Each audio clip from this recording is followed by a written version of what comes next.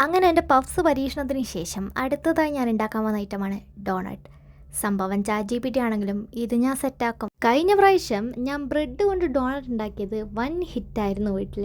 അതുകൊണ്ടാണ് ഇപ്രാവശ്യം ഞാൻ എന്തായാലും ഡോണട്ട് ഉണ്ടാക്കി എൻ്റെ കഴിവ് തെളിയിക്കാമെന്ന് വിചാരിച്ച്. ഇതെന്തായാലും സെറ്റാവും. ഇല്ലേ ഞാൻ സെറ്റാക്കും. ഒരു ഗോൾഡൻ ബ്രൗൺ കളർ ആകുന്നവരെ ഇത് നമുക്കൊന്ന് ലോ ഫ്ലെയിമിലിട്ട് ഫ്രൈ ചെയ്യാം. ഇവിടെ കുറച്ച് ചോക്ലേറ്റ് ഉള്ളതുകൊണ്ട് ഞാൻ അതൊക്കെ വെച്ചൊന്ന് ഡെക്കറേറ്റ് ചെയ്തു. കാണാൻ വലിയ ഭംഗിയൊന്നുമില്ല, പക്ഷേ ലുക്കിലല്ല കാര്യം, ടേസ്റ്റിലാണ്. അടുത്തത് നമുക്കിതൊന്ന് ടേസ്റ്റ് ചെയ്ത് നോക്കാം. എൻ്റെ ഫേഷ്യൽ എക്സ്പ്രഷൻ കണ്ടാലേ നിങ്ങൾക്ക് കാര്യം മനസ്സിലാക്കിയിട്ടുണ്ടാവും. എന്തായാലും സംഗതി അങ്ങോട്ട് സെറ്റായിക്കില്ല.